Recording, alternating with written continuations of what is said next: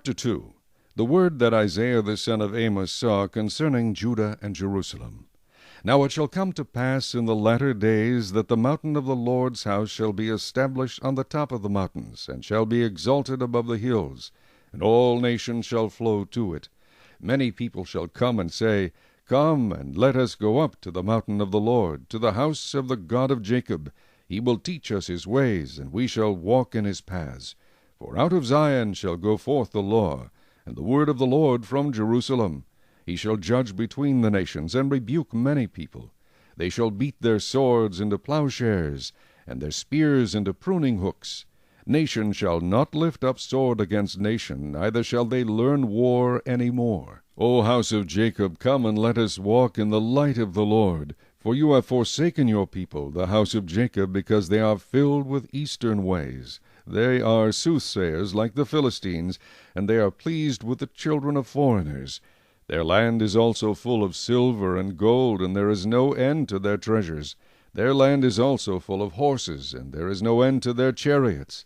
Their land is also full of idols. They worship the work of their own hands, that which their own fingers have made. People bow down, and each man humbles himself, therefore do not forgive them. Enter into the rock, and hide in the dust, from the terror of the Lord, and the glory of his majesty. The lofty looks of man shall be humbled, the haughtiness of men shall be bowed down, and the Lord alone shall be exalted in that day. For the day of the Lord of hosts shall come upon everything proud and lofty, upon everything lifted up, and it shall be brought low. Upon all the cedars of Lebanon that are high and lifted up, and upon all the oaks of Bashan, upon all the high mountains, and upon all the hills that are lifted up, upon every high tower, and upon every fortified wall, upon all the ships of Tarshish, and upon all the beautiful sloops.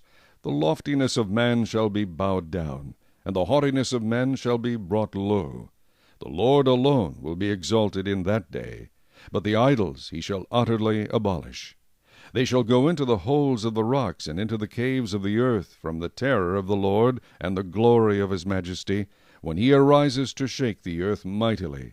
In that day a man will cast away his idols of silver and his idols of gold, which they made each for himself to worship, to the moles and bats, to go into the clefts of the rocks, and into the crags of the rugged rocks, from the terror of the Lord and the glory of his majesty, when he arises to shake the earth mightily. Sever yourselves from such a man, whose breath is in his nostrils, for of what account is he?